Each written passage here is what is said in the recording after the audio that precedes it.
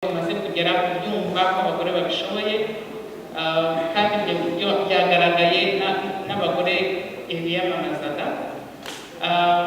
Rero dukeje by'umwihariko abaje imbere kurusha abandi, kuko ntabwo namwe mwatsinzwe, n'ubwo hari hakenewe batanu gusa, batanu bazajya guhagararira abandi. Niyo mpamvu nyine hari batanu ba mbere, abandi bakaba basigaye, kandi tukaba twizera neza ko n'ubundi tuzakomeza gufatanya mu rugendo rwo kubaka iki gihugu, kubaka aka karere by'umwihariko aho umunyarwanda bari bose. Ni inshingano yo kwitaha, kwiteza imbere, ariko no guteza imbere igihugu. Turabakeje, tubahaye felicitation. Ubwo muzategereza bagenzi banyu bazatorwa kwa kabiri itariki 16 nka Minisiteri y'Ubutegetsi bw'Igihugu.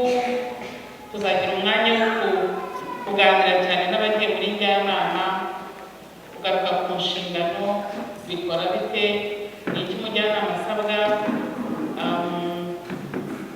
ni uruhe ruhare tumukeneyeho, cyane ko njyanama ni rwo rwego rukuru ruyobora akarere, rufite inshingano yo kumenya uko mu karere bigenda, igenamigambi ry'akarere, iterambere ry'akarere. Ni akazi katoroshye